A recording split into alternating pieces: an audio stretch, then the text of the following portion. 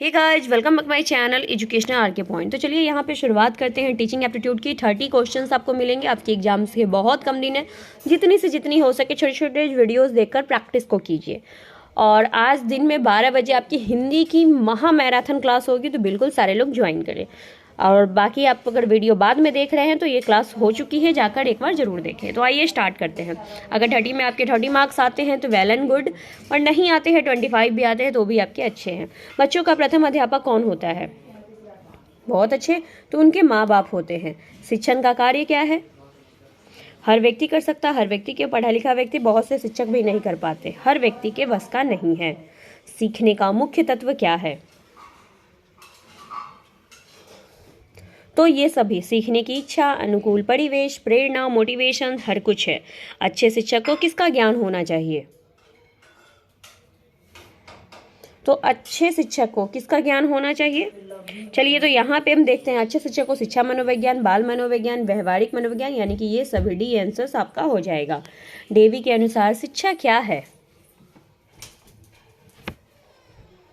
तो डेवी के अनुसार शिक्षा मनोवैज्ञानिक आवश्यकता है। क्या है? तो मनोवैज्ञानिक आवश्यकता है। खेल के माध्यम से शिक्षा क्या होता है?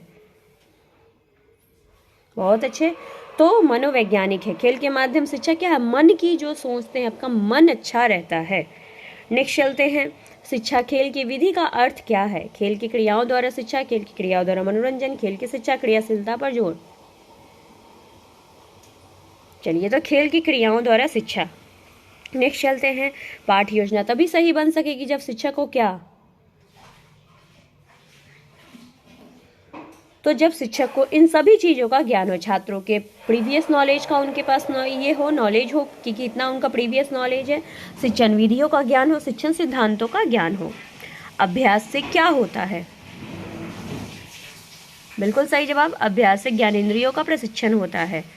छात्रों के आवेगों का दमन करने से संभवतः क्या होता है?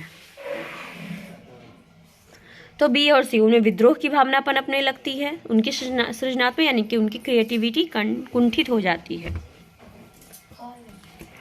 शिक्षा में प्रयोजनवाद की विचारधारा का प्रवर्तक कौन था? तो विलियम जेम्स थे। शिक्षण की डॉल्टन विधि आरंभ करने का श्रेय किसे है? तो पार्कहर्स्ट को है। शिक्षा मनोविज्ञान का जनक किसे कहा जाता है? बहुत अच्छे, तो आंसर सिच हर्बर्ट को कहा जाता है शिक्षा मनोविज्ञान का जनक। बच्चों के लिए सबसे उत्तम शिक्षक वह है जो स्वयं बालक जैसा हो। यह कथन किसका है? मेकिन का, अरस्तू का, रूसो का, जॉन लॉक का? बहुत अच्छे, तो मेंकन का है। कक्षा में संप्रेषण की सबसे शक्तिशाली बाधा यानी कि बैरियर क्या है कम्युनिकेशन स्किल्स में? तो शिक्षक के स्तर पर भ्रांति है। प्रभावकारी शिक्षण फलन क्या है? तो स्पष्ट एवं यथातथ संप्रेषण का है। नेक्स्ट चलते हैं। छोटे बच्चों के लिए शिक्षा का माध्यम होना चाहिए मातृभाषा, अंग्रेजी भाषा, क्षेत्रीय भाषा, क्या? तो उसकी उनकी मातृभाषा होनी चाहिए। संदर्भ पुस्तकों एवं अन्य पाठ्य सामग्रियों के अध्ययन से क्या लाभ है? रेफरेंस जो होते हैं, ज्ञान में व्यापकता आती है। क्या आती है? तो ज्ञान में व्यापकता आती है। गणित शिक्षण के निम्न में से कौन सी संप्रेषण रणनीति सर्वाधिक उपयुक्त है?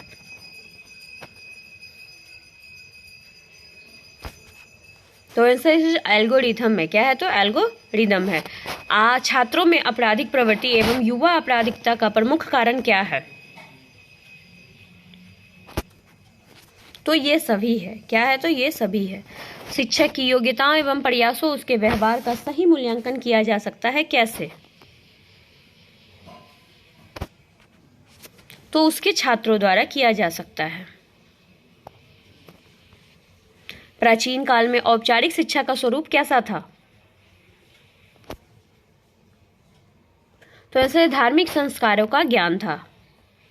ऑपरेशन ब्लैकबोर्ड नामक कार्यक्रम किसके लिए है?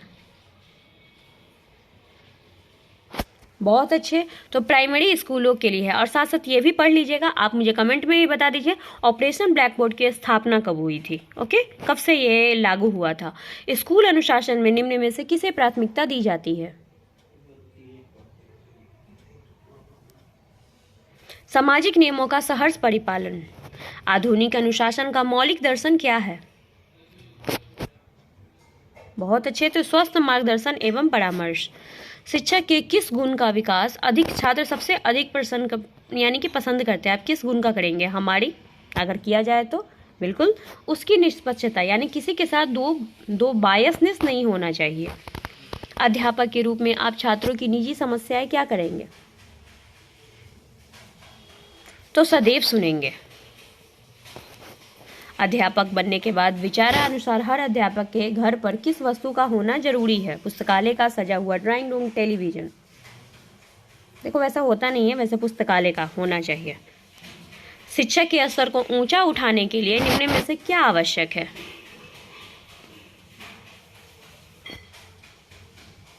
तो छात्रों का सतत यानी कि हमेशा इवैल्यूएशन करते रहना चाहिए। अध्यापक का कार्य छात्रों के पढ़ाई के प्रति क्या? तो अनुराग पैदा करना। क्या होता है? तो अनुराग पैदा करना होता है। कक्षा में शिक्षण दृश्य सामग्री का प्रयोग करने में आप किस बात का ध्यान रखेंगे?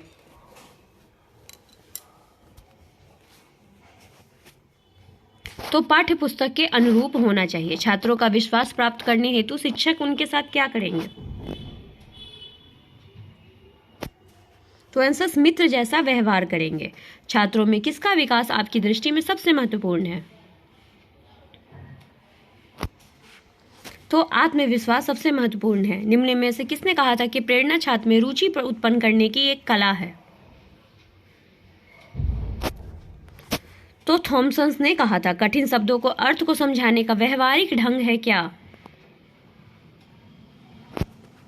तो आंसर इज उनका पर्यायवाची शब्द बताना, वाक्य में प्रयोग करके बताना, विलोम शब्द बताना। ऋग्वेद में कहा गया है कि शिक्षा क्या है?